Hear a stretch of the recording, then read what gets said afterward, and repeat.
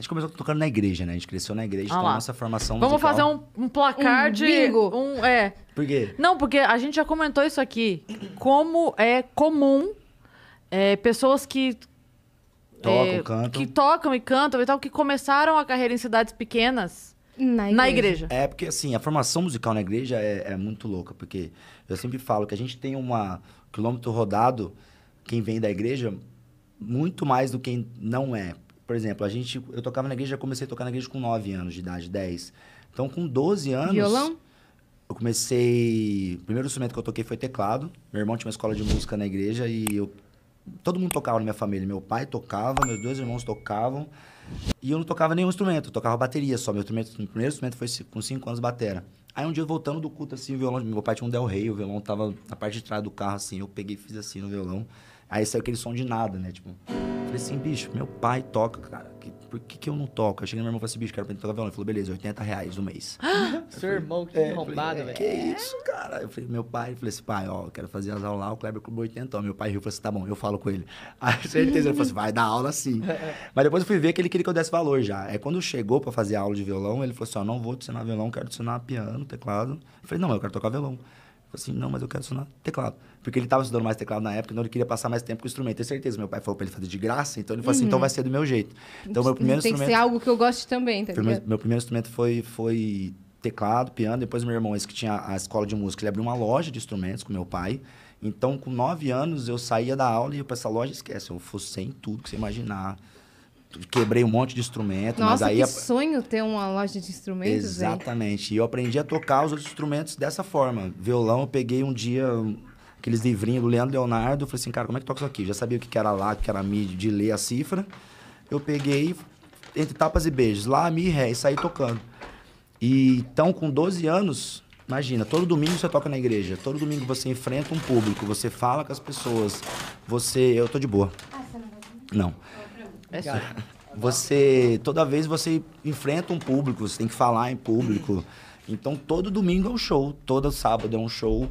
Então, quando você... É uma escola, né? Exato. Além de você estar com o instrumento direto, você tá no palco, você tá lidando com o público já muito cedo.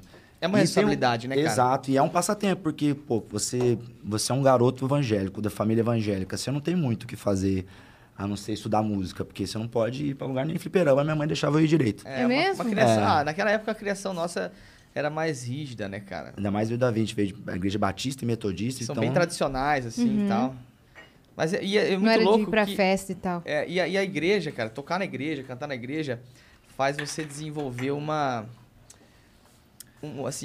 percepção musical diferente. Uma percepção muito grande. E assim, você tem que lidar com aquela fogueira, tá ligado? Te coloca na fogueira, tá ligado? Ó, toca violão aí. Cara, mas eu não sei, toca. Por vai exemplo, lá e aprende. chegou lá Entendeu? uma irmã de outra igreja que vai pregar no culto. Aí a irmã tá lá e ela fala assim, eu vou cantar um hino aqui. Só que você não sabe que hino que é, de onde tá saindo a música, tá acontecendo. Aí o pastor fala, vai, enche o obediente, vai, toca. Aí a mulher começa a cantar, você tem que acompanhar ela. Tipo, E isso acontece tá com muito. sol, lá. Isso acontece muito. Por isso que os músicos de igreja são muito bons de ouvido, assim. Porque acontece isso o tempo todo, a todo momento. São jogados ali pra eu gosto quando tá a pregação assim, aí a pessoa só dá escolhe 3 acordes ali e fica só fazendo. É engraçado que isso foi uma evolução até dentro da igreja, porque a minha igreja era tão tradicional que os pastores não gostavam disso. Aí começou... De musicalizar a pregação. Isso, aí começou com o tempo, aí começou a rolar uma coisa ou outra, aí vinha um pastor de fora que pedia pra fazer isso, aí o pastor ia mudando a cabeça. O meu pastor era o tipo do pastor que não podia ter bateria na igreja. Ah, tá. Isso aí foi uma luta. Isso foi uma luta. O meu não podia percussão. Não Porque podia falava mesmo. coisa de outra religião. Olha aí que doideira, cara. Caramba, velho. Graças a Deus, até isso, até essas religiões aí, vamos supor, careta, né, que é a nossa, mas por muito tempo foi muito careta, por ser muito tradicional, elas estão evoluindo também, a começar por isso. Vocês mudaram? Hoje vocês mudaram, assim, em relação à religião? Vocês creem Não, a em gente outras continua... coisas? Nós somos cristãos, né? É que assim, mas cara... não vai nem na igreja mais. Eu sempre fui muito questionador. Eu também. Né? Lá dentro da igreja, eu vi algumas coisas que pra mim não fazia muito sentido. Muita doutrinação. É foda. É muito foda isso, porque cada um tem uma percepção dentro da igreja e se sente bem, tá tudo certo, beleza. Eu não me sentia muito bem. Então eu não me permitia experiências e tudo mais, sabe? Eu não me permitia aprofundar muito na minha própria religião lá, porque eu falava assim, pô, cara, mas eu tô fazendo uma coisa que meus pais pediram pra eu fazer, eu nem curto muito isso. ligado? Eu curtia muito por causa da música, aquilo lá. Eu tenho certeza que eu evoluí e que, assim, existe a mão de Deus ali, né? Pra você se capacitar e falar assim, ó, vai lá, vou te ensinar e eu vou te facilitar as coisas. Mas, assim, eu nunca me entreguei demais, assim. Então, eu fui me afastando aos poucos. Porque eu achava umas paradas muito... Tipo, muita coisa de homem, falando pra homem, isso que eu ia falar, assim, é tá coisa ligado? de os homens, de homem, né? Não de homem e mulher, mas tipo, ser humano falando pra ser humano. Tipo, mano, faz isso, não pode beber, não pode fazer isso, não pode fazer... Mas quem que tá falando, tá ligado? É tipo o rótulo da Coca-Cola é do demônio. Cara, cala a boca. Eu falava assim, eu tinha com 14 anos, falava assim, mano, tipo, não escuta Legião Urbana porque os caras... Falei, velho. Era umas paradas pelo amor assim. de Deus, cara. Meio bizarro, né? Eu me decepcionei muito com os homens também. Com os homens, tá ligado? Tipo, não com a minha própria experiência com Deus ou meu relacionamento com Ele, em orações e tal. Mas algumas coisas que eu não me agradava, assim. Eu fui me afastando por si só. Eu fui aprender isso aí depois de muito tempo, me ligar em relação a isso. Porque realmente os homens são falhos, né? E na igreja não vai ser diferente. Lá os próprios pastores estão pregando que nós somos pecadores, etc. Então eles têm direito a errar também. Mas eu tive muita decepção em relação aos meus pais. O que fizeram com meus pais dentro da igreja, assim, quase uma exploração, assim. E eu fico bem sentido. Depois você vai ficando mais velho, como... Meu pai se converteu, eu tinha 1 ano de idade. Meu pai era da resenha, igual a gente. Festa, amigo pra caralho, aquelas coisas.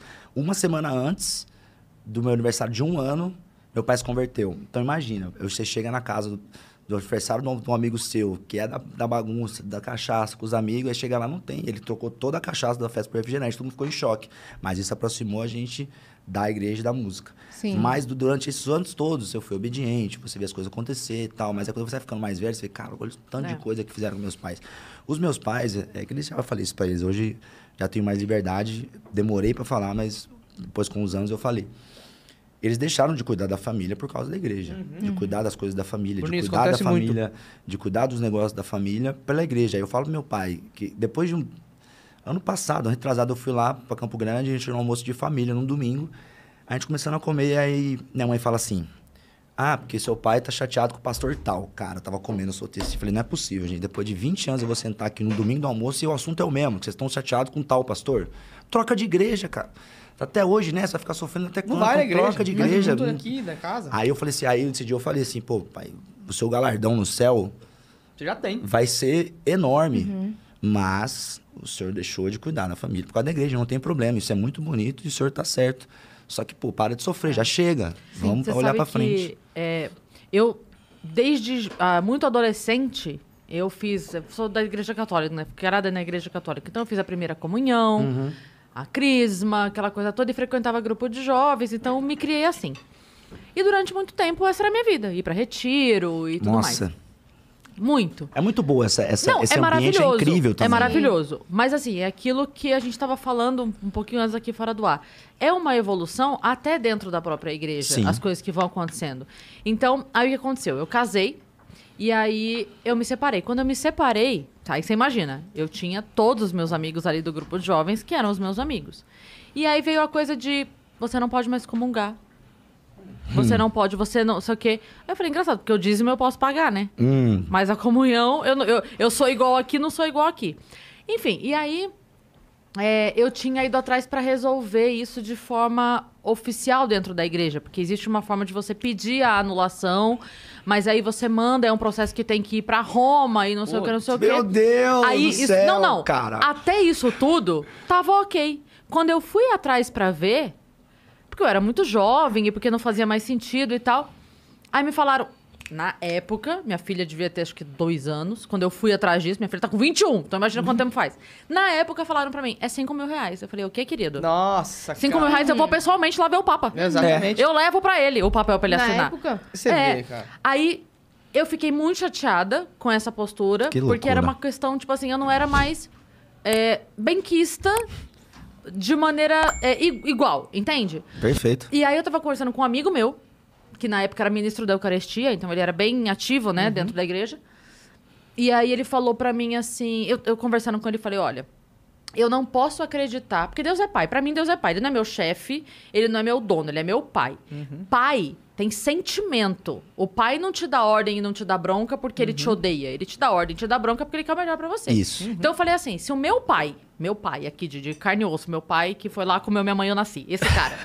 Se este cara, que é um ser humano tão falho quanto qualquer outro ser humano, me ama a ponto de aceitar as minhas decisões e apoiar que eu seja feliz do meu jeito, como é que eu posso entender que Deus, que é o amor maior, vai olhar pra mim e falar: ah, você é assim? Não te amo mais. Esquece. Não, você Isso resumiu... acabou lá no Velho Testamento. Entende? Porque aí eu tô... Se eu pensar isso, eu tô questionando o amor de Deus. Exato. Não, com certeza. E às vezes os homens faz você pensar isso, tipo...